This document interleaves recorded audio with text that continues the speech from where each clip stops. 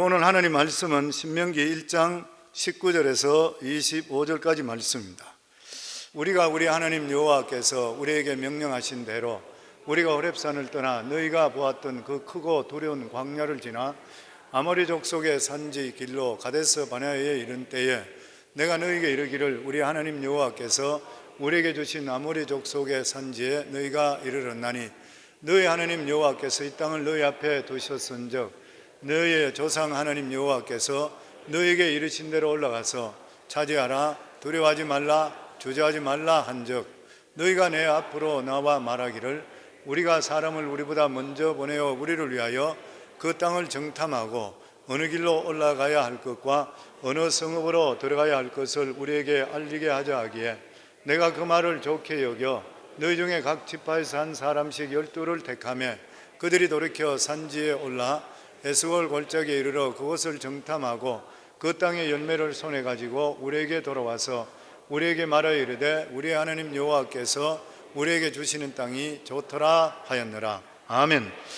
저희 부부는 살면서 가끔 저희 아내가 이제 소천하신 우리 장인 어른과 어릴 때 이야기들을 가끔 저에게 해줍니다. 그런 이야기를 들은 적이 있습니다. 시골길에 어릴 때 갈 때에 그 길에 나무나 가지 같은 것이 있게 이럴 때는 꼭 그것을 주워서 옆에 치워놓고 그렇게 간대요. 그래서 어린 마음에서는 그 시간도 지체되고 귀찮게 왜 그걸 하느냐고, 그래서 아버지에게 이야기하면 항상 딸에게 했던 그런 말씀이 뭐냐면은 밤길이 될 때에 사람들에게 걸려 넘어질 수도 있고 특별히 소달구지가 가다가 소가 걸려 넘어지면 크게 다친다. 내가 조금 시간을 가지고 수고를 하면 되는 일인데 그러면서 항상 그것을 했다 그래요. 그래서 그때는 들을 때 왜 저러나 이랬는데 세월이 지나고 나이가 들게 되니까 자기도 모르는 사이에 똑같이 그렇게 하고 있는 그 모습을 본다, 그런 이야기를 했습니다. 실제적으로 저희들이 살아갈 때에 보면 우리가 겪었던 이러한 일들을 주위 사람들에게 이야기해 줄 수 있어야 되고 특별히 자녀들에게 이러한 것들을 전가할 수 있어야 되며 더더욱이나 하나님께서 나를 통해 역사했던 이러한 일들을 자녀들에게 끊임없이 이야기해야 됩니다. 그러면 아이들은 간접적으로 듣고 있다가 자기도 모르는 사이에 부모가 했던 그 말을 듣고 나서 믿음의 자리로 돌아오게 되어 있는 것입니다. 오늘 읽은 말씀은 신명기에 있는 그런 말씀입니다. 신명기는 영어로 Deuteronomy라 그러죠.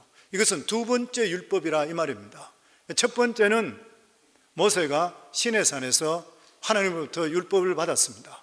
그리고 나서 40년 동안 이 광야를 지나고 난 뒤에 이제 가나안 땅을 마주보는 모압 광야에서 생존해 있는 그러한 이스라엘 백성들, 그리고 광야에서 태어난 이러한 하나님을 덜 경험했는 이러한 모든 이스라엘 백성들 앞에 두고 자기가 40년 동안 하나님께서 말씀하셨던 이 율법을 경험하고 나서 내가 겪었던 하나님에 대해서 다시 한 번 더 그들에게 신앙적으로 고백했던 그런 말씀이 신명기인 것입니다.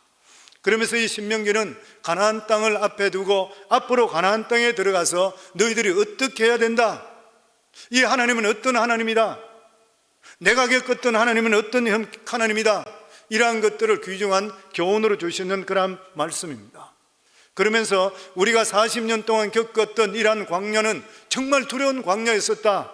그래서 19절에 보면 우리 하나님 여호와께서 우리에게 명령하신 대로 우리가 호렙산을 떠나 너희가 보았던 그 크고 두려운 광야를 지나 아모리 족속의 산지 길로 가데스 바네아에 이를 때에 모세도 볼 때는 그 40년 동안 겪었던 광야는 정말 크고 두려운 그런 광야였습니다. 광야는 두려운 것입니다. 왜냐하면 먹을 것도 입을 것도 그리고 농사 지을 것도 물도 없는 그런 건조한 땅이기 때문인 것입니다.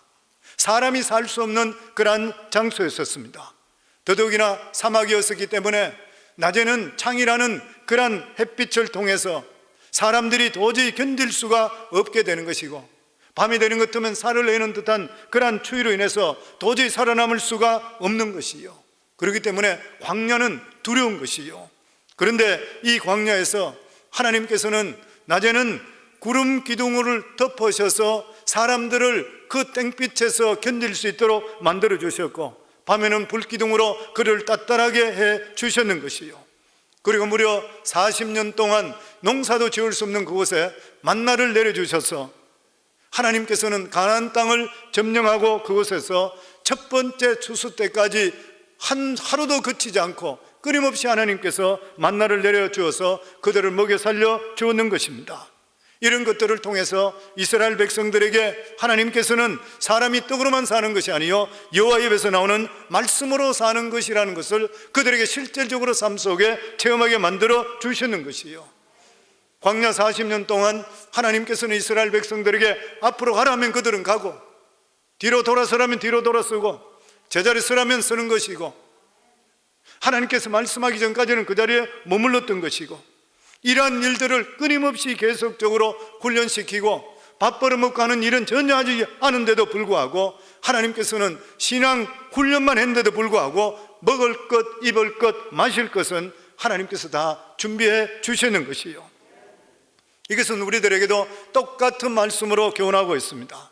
환경과 상관없이 우리 믿음의 사람들은 그의 나라와 그의 일을 먼저 구하게 될 때 우리 삶 속에 신앙 중심, 예배 중심, 믿음 중심, 교회 중심, 이러한 중심대로 살아갈 때에 하나님께서 우리의 모든 삶을 책임져 주시고 우리의 바라던 것이 어느 순간부터 우리 삶 속에 이루어 주시게 되어 있다고 하는 것이에요.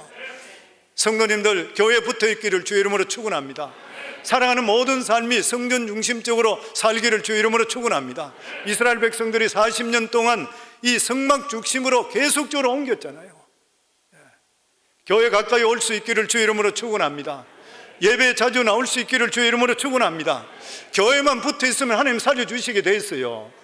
저도 목회를 하면서 늘 느끼는 것이 뭐냐면은 세월이 지나면서 더더욱이나 느끼고 하는 것이 어쨌든 교회 중심적으로 사는 사람은 복을 받게 돼 있다, 교회에서 떨어진 사람은 강도 만나게 되어 있다, 이건 철저인 것입니다. 그래서 성도님들, 예배 중심, 교회 중심, 신앙 중심적으로 살기를 주의 이름으로 축원합니다. 그런데 광야를 건넜다는 것이 무슨 의미인 것이요? 이스라엘 백성들은 자기의 능력으로 광야를 걷는 것이 아닌 것이요, 하나님의 능력으로 광야를 걷는 것이요, 그렇다면 앞으로 어떤 일이 있다 한다 하더라도 두려워하지를 말아야 되는 것이요, 아무리 건너지 못한, 인간으로 어떻게 갈 수 없는 두려운 광야라 하더라도 하나님께서 건너게 했으니까 앞으로 일어날 일에 무엇이 두려워하는 것이요. 그런데 이스라엘 백성들은 가나안을 보고 나서 저 크고 두려운 광야보다 더 두려워해 버렸습니다. 왜 그런 것이요? 그곳에 철병거가 있고 그인 아락 자손이 있었던 것이요. 그렇다고 한다 하더라도 여기까지 인도해 주신 하나님께서 앞으로 지켜주실 것이라는 믿음을 가지고 있을 수 있어야 되는 것이요.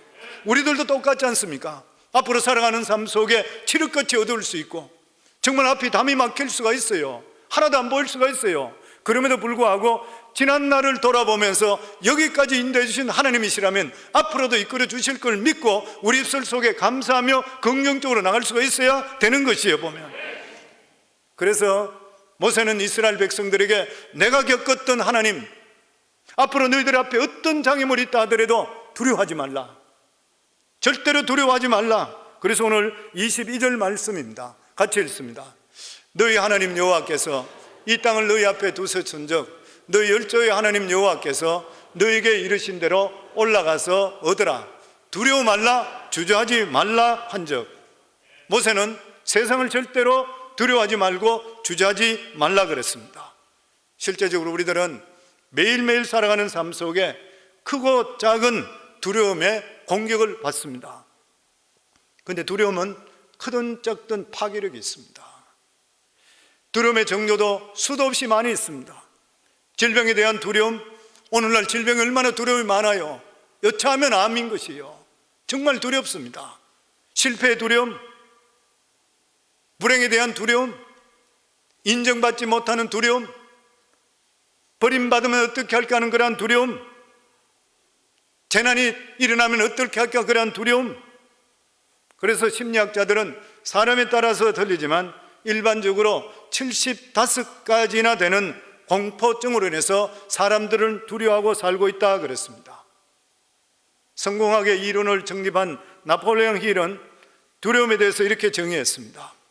두려움은 모든 논리를 무력하게 만들고 모든 상상을 파괴하며 자신감을 꺾어버리고 무엇인가 하고자 하는 열성과 의욕을 없애버리는 힘을 가지고 있다. 그리고 사람들은 두려움으로 나태와 비참한 상태에 빠지게 된다. 동물의 왕인 사자가 우는 소리 들리죠. 그 우는 소리, 우는 이유가 뭐냐면 한 번씩 울 때마다 일반 대부분의 동물들은 도망도 못 가고 그 자리에 그냥 두려워서 떨어버린대요. 꼼짝을 못하게 만들어버리는 것이요. 그런데 모세는 그렇게 말씀하고 있습니다. 이스라엘 백성들에게 너희들이 두려워하지 말아야 될 이유가 있는 것이 뭐냐면 하나님 우리 아버지께서 모든 것을 예비해 두셨다는 것이요. 하나님의 백성이라면, 하나님께 택함받은 백성이라면 하나님의 예비하심을 믿어야 된다는 것이요. 그래서 여기 보면 너희 앞에 두셨은즉, 두셨다는 말이 뭐냐면 준비해 놓으셨다, 차려 놓으셨다. 하나님께서 우리 삶을 예비해 놨다는 것이요. 그러니까 너희들은 눈에 보이는 것으로 두려워하지 말라, 주저하지 말라. 하나님의 자녀는 반드시 하나님께서 우리 삶을 예비해 놓으셨다. 그런데 이렇게 결정적인 그러한 순간에 이스라엘 백성들은 주춤했습니다. 왜 그런 것이요? 자기들은 가만히 있는데도 불구하고 하나님의 축복을 무조건 주는 거로 생각했어요. 그런데 가나안 땅을 정탐해 보니까 그 축복이 공짜가 아니고 최선을 다해서 전쟁을 해야 돼요. 실패할 위험도 있는 것이에요. 하나님께서는 이스라엘 백성들에게 위험도 없고 손실도 없는 그러한 땅을 주신 것이 아닌 것이요.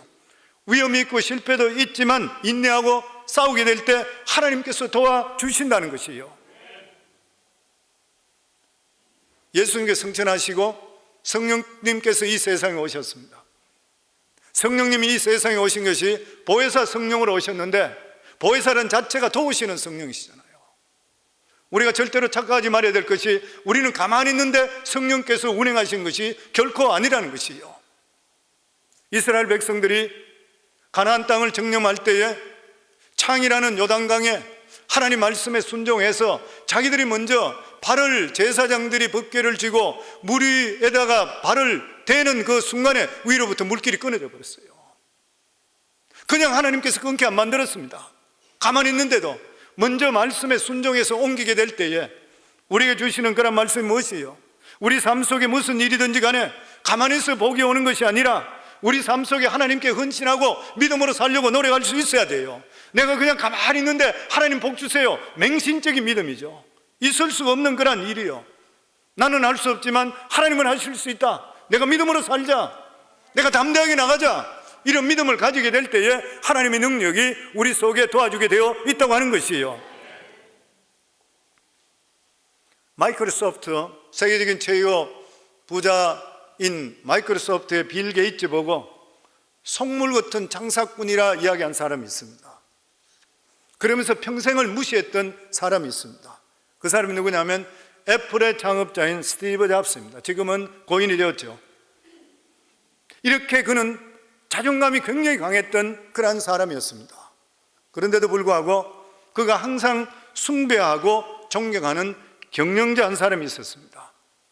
1997년 이 스티브 잡스가 애플로 다시 복귀할 때에 가장 먼저 전화해서 상의할 정도로 이 스티브 잡스가 그의 리더십과 통찰력과 인품을 존경했던 그런 사람이 있습니다. 그 사람이 바로 타임지 1997년도 올해 인물로 선정되었던 인텔의 전설적인 CEO 앤디 그로브라는 그런 사람입니다.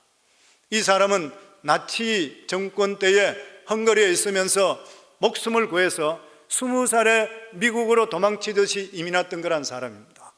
영어도 잘하지 못했던 그런 사람, 이곳에 와서 그는 바스보이로 식당에서 일하고, 그리고 나서 화공학과 여기서 억지로 공부를 했습니다.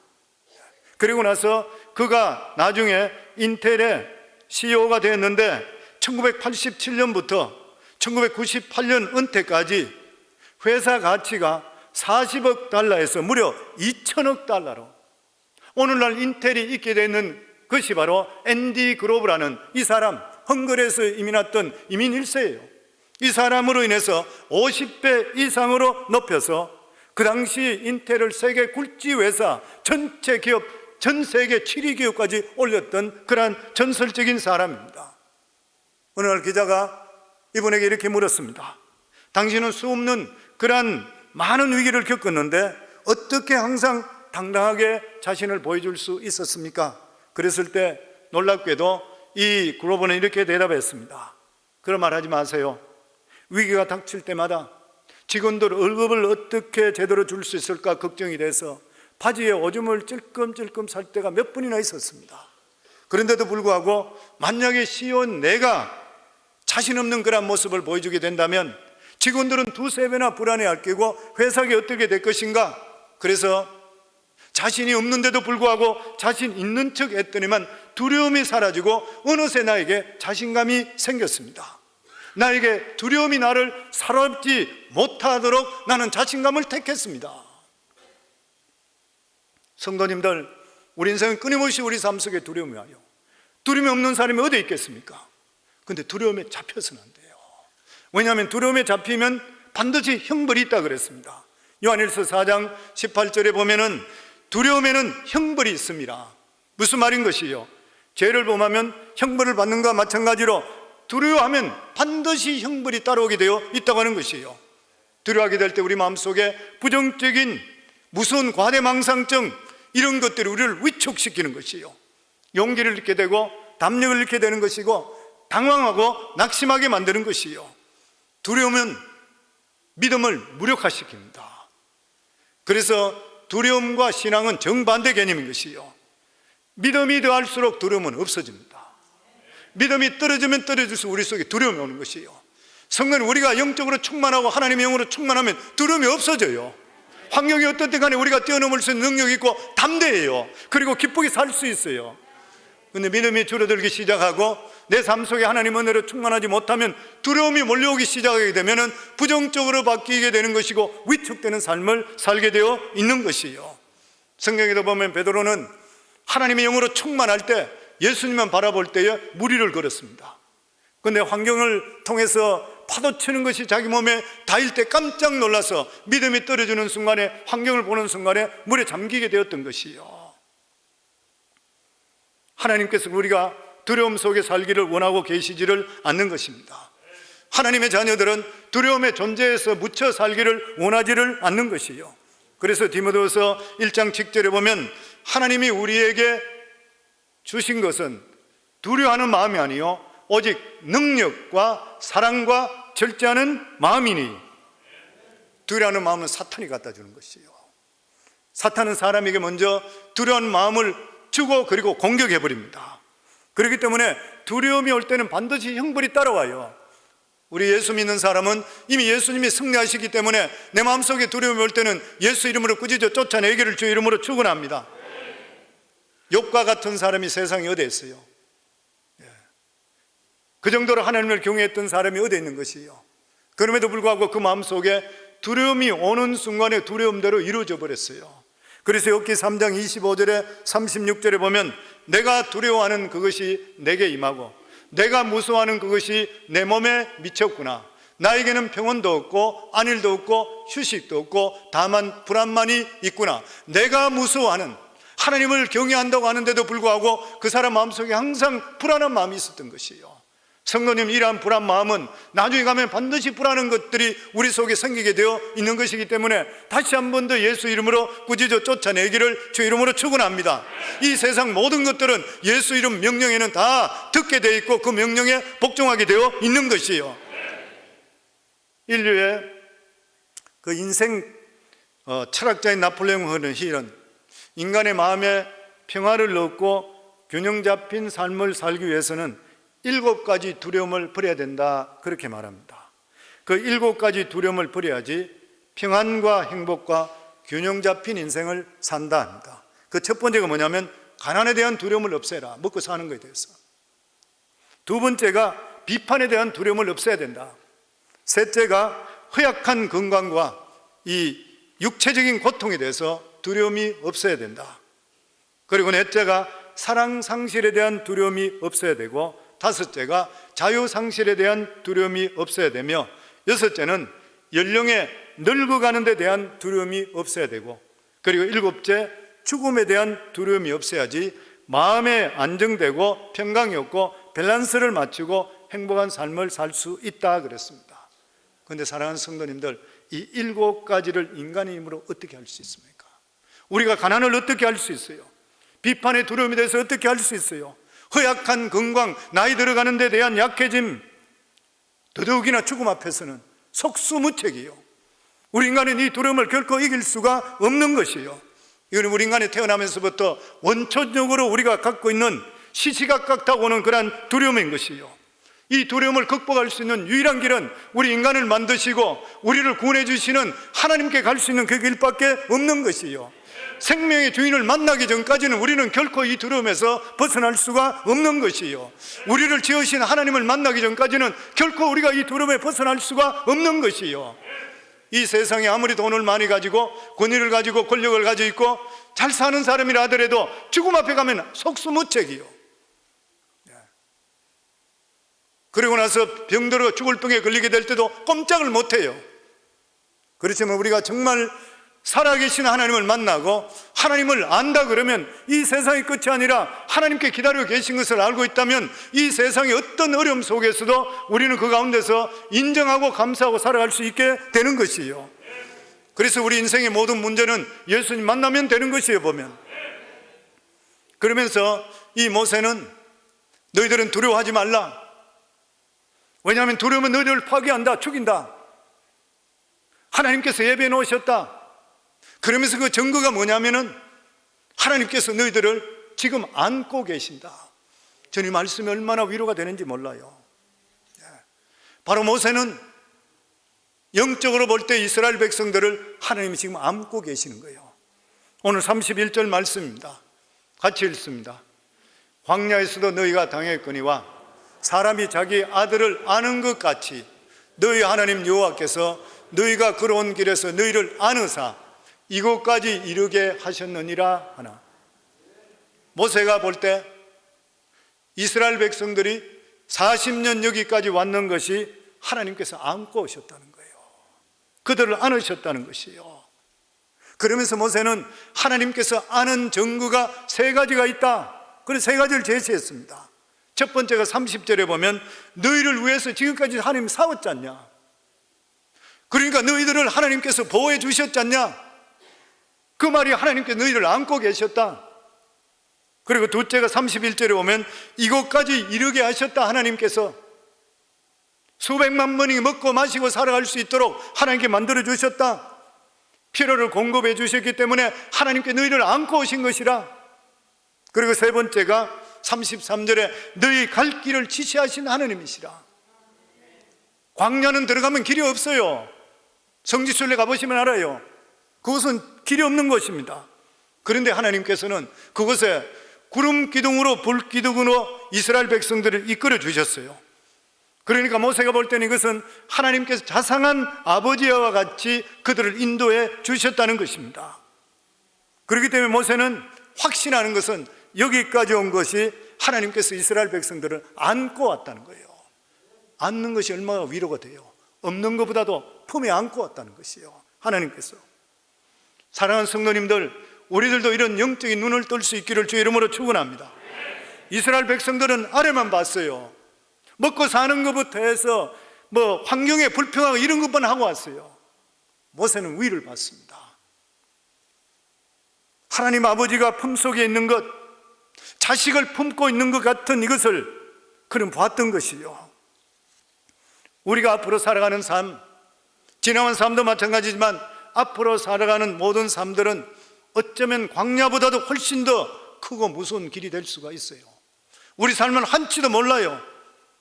정말 험한 그러한 미제 길일 수도 있는 것입니다. 케임브리지 대학의 맥그레이스 교수가 말하기를 이런 말을 했습니다. 인생이 무엇이냐? 처음에는 잠깐 즐기는 산책인 줄 알았는데 지나보니까 미처 준비하지 못한 고달픈 마라톤이라. 어린아이 때 부모 품에 있을 때는 모든 것이 다 좋아 보여요. 그런데 세상을 이제는 자기가 장성함에 살다 보니까 앞일이 무엇인지 모르며 살아가는 준비되지 않는 너무나 힘든 일이 많은 것이에요. 그래서 마라톤은 도중하차가 많아요. 너무 힘들어서 도중하차하는 것이에요. 인생 여정에서 모세가 하나님께서 이스라엘 백성들을 안고 있는가 마찬가지로 우리들도 믿음을 있다면, 하나님을 실제적으로 만났다면 우리와 함께 하시고 우리를 안고 있는 하나님을 볼 수가 있어야 되는 것이에요. 오늘도 예배 나오신 우리 성도님들 자신을 돌아보셔야 돼요. 우리가 정말 하나님을 아버지라 고백하고 있지만 이 무서운 세상에 하나님께서 나를 품고 계시느냐, 확신이 있느냐는 것이에요. 진짜 하나님이 우리 아버지 되시냐는 것이에요. 하나님께서 나를 품에 안고 있는 것을 아느냐는 것이에요. 내가 무엇으로 그것을 느끼고 있느냐는 것이에요. 내 삶 속에 어떤 환경 속에서도 평안을 가지고 있느냐는 것이에요. 어떤 어려움이 있다 하더라도 내가 기뻐하고 살아가고 있느냐는 것이에요. 내가 하나님을 정말 안다면, 하나님께서 나를 품고 있다면 환경 속에서 다른 사람과 나는 행동이 어떻게 다른 삶을 살고 있느냐는 것이에요. 똑같이 오만하고 불평하고 이렇게 살고 있는가? 아니면 그 가운데서도 하나님께서 나와 함께 하시기 때문에 넉넉히 뛰어넘을 수 있는 그런 믿음을 가지고 살아가고 있는 것인가? 믿음은 성도님들 현실입니다. 비상적인 게 결코 아닌 것이에요.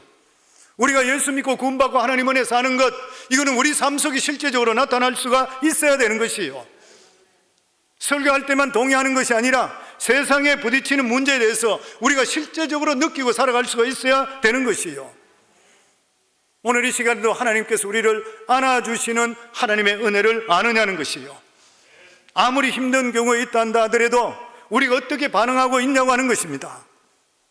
정말 하나님께서 우리를 품어주신다 그러면은 우리 삶 속에 행동이나 생각이나 감정이 다르게 반응하고 있느냐는 것이에요. 만약 이것을 모른다면 하나님을 피상적으로 아는 것이고 신앙이 빈 껍데기 신앙인 것이에요. 성도님들은 어떤 것입니까? 하나님께 안겨 있다는 것 머리로만 알고 있는 것인가요? 아니면 실제적으로 체험하고 있는 것인가요? 이걸 내가 실제적으로 체험하지 못하게 된다면 정말로 불행한 그러한 일인 것이에요. 하나님께서 우리를 안아주시고 품어주시는 것은 우리가 머리로만 아는 것이 아니라 실제로 내 자신 감정적으로 느낄 수가 있어야 되는 것이에요. 근데 이게 쉽지 않죠. 왜냐하면 사랑하는 연인들끼리 안으면 전기가 통합니다. 알 수 있잖아요, 보면. 근데 한 번도 보지 못한 하나님 품에 안긴다는 것, 머리로만 되는 것이 아닌 것이에요. 안긴다는 것은 온몸으로 느끼고 경험할 수가 있어야 되는 것이에요. 아무리 영적이라 한다 하더라도 내 전 인격이 흥분하고 느끼고 확인될 수 있어야 돼요. 모세는 이것을 느꼈어요. 하나님을 만난 자는 느끼며 살아갈 수 있어야 되는 것이에요. 머리로 막연히 아는 것이 결코 아니라고 하는 것이에요. 안다고 하는 것은 전 인격적으로 확인되는 그러한 행위인 것이에요. 우리 입술로서는 하나님을 사랑한다 하면서도 불구하고 가슴이 사늘한 사람이 얼마나 많이 있어요. 입으로는 하나님 사랑합니다 하는데 내 마음속에 정말 불타는 하나님의 사랑을 느끼고 있는가요? 불행한 일인 것이죠. 저는 오늘 이 시간 내 마음속에 사늘한 사람이 성령을 통해 치유 역사가 임할 수 있기를 주 이름으로 축원합니다. 미국 정신신체학회에서 안아주면 건강해진다 그랬어요. 안기면 건강해진다. 어린아이들도 계속적으로 안아주는 거와 그렇지 않은 건 너무 차이 난다 그러죠. 안아주게 될 때 스트레스가 해소된대요. 저도 설교 준비하면서 어제 저녁에 있는데 저희 아내가 설교 준비한다고 무엇을 음식을 가지고 제 옆에 왔어요. 그래서 제가 저희 아내 보고 물어봤습니다. 당신 스트레스 받는 일 없나? 그러니까 저희 아내가 깜짝 놀라면서 갑자기 무슨 일이 있냐 그러더라고요. 아니 그게 아니라 당신 스트레스 받는 일이 없냐? 왜 묻느냐 그러더라고요. 그래서 스트레스 받으면 안아주면 좋다고 하니까 내가 준비하고 있어서 그랬다. 그러니까 저희 아내가 자기 스트레스 받는 거 없대요. 그러면서 꿈도 꾸지 마라 그러고 가버려. 내가 안 키고 싶어요. 나도 좀 편안해지고 싶은 거예요. 우리 몸도 안 키고 싶습니다. 영혼도 똑같이 적용돼요. 누가 속 사람이 건강한 사람이에요? 누가 어려운 일을 담당하고 굳건히 일어날 수가 있게 되는 것이요, 누가 혼잡한 이 세상에서 두려워하지 않고 당당할 수가 있는 것이요, 하나님 품에 안긴 것을 경험할 때요. 하나님 품이 안겨 있고 하나님 나와 함께 한다고 할 때는 세상이 두렵지를 않는 것이요. 그런데 어떻게 하면 하나님 품 안에 있다는 것을 우리가 느낄 수 있고 체험할 수가 있는 것이요, 하나님께서 내 아버지 되신다는 확실한 그런 강한 믿음이 있어야 되는 것이요, 모세처럼 아무도 흔들 수 없는 확신이 내 마음속을 지배하게 될 때에 마음속에 평강이 있고 기쁨이 오게 되어 있는 것이, 이게 바로 하나님 품에 안겨있는 그런 사람인 것입니다. 이상하게 세상에 문제가 많고 걱정이 있는데도 불구하고 편안한 것이요, 하나님께 안겨있는 사람입니다. 질병의 고통 가운데서 너무나 힘든데도 불구하고 내 마음이 편안해요. 하나님께 안겨있는 사람이에요. 하나님을 아버지라 부르는데 나도 모르는 사이에 내 마음이 촉촉해지고 눈물이 나요. 하나님께 안겨있는 사람이에요.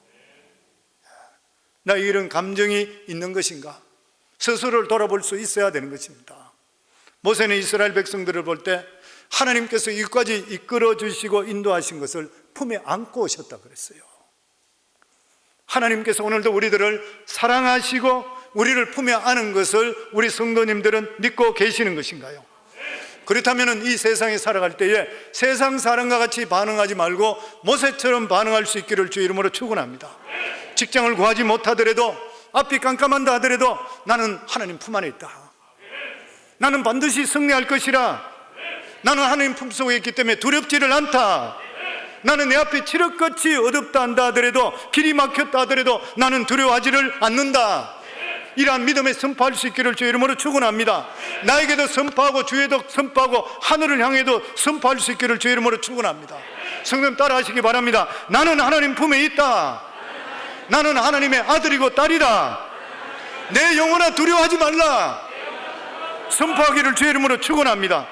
그러면은 하나님께 들으시고 우리 삶 속에 정말 반석에 생수가 터지는 역사가 임하게 되어 있는 것이고, 만나가 내리게 되어 있는 것이고, 구름기둥 불기둥으로 위를 이끌어 주시는 이러한 놀라운 역사가 우리 삶에 임하게 되어 있다고 하는 것이요, 이것이 바로 모세가 이스라엘 백성들에게 두려워 떨고 있는 그 사람들에게 선포했는 그런 말씀입니다. 40년 동안 겪었던 내 하나님 두려워하지 말라, 여기까지 이끌어 주신 것이 하나님께서 너희들이 이뻐서 너희들이 잘나서 했냐? 하나님 무조건 사랑해서 품어주셨다, 안고 여기까지 오셨다. 우리도 마찬가지잖아요.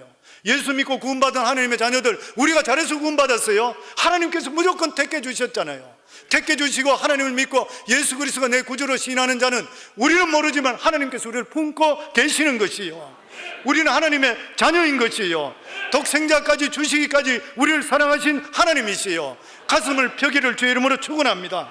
그리고 선포하기를 주 이름으로 축원합니다. 나는 하나님 품에 있다. 아멘. 하나님께서 나를 안아주시고 있다. 하나님은 나와 함께 하신다. 이 선포하는 이상 우리 인생은 달라지게 되어 있는 것이에요. 사랑하는 성도, 예수 믿는 게 그냥 믿는 게 아니에요. 예수 믿으면 구원받는 것뿐만 아니라 살아가는 삶 속에 하나님 자녀되기 때문에 자녀의 권세를 누리도록 만들어주시고 예배하시고 이끌어주시고 인도하시고 품어주신 하나님이시요, 좋으신 하나님이시요, 탕자의 비유를 보시더라도 하나님을 배반하고 나갔더라도 기다리신 하나님, 가늠해 있는 여인도 용서해 주신 하나님, 사랑하신 하나님이신 거예요. 그러니까 우리 삶 속에서도 하나님께서 우리를 품어주신 걸 믿으시고 우리 삶 속에 하나님을 사랑하고 하나님을 더욱더 체험하고 우리 삶 속에 하나님을 더욱더 경험하며 하나님 품속에 승리할 수 있기를 주의 이름으로 축원합니다.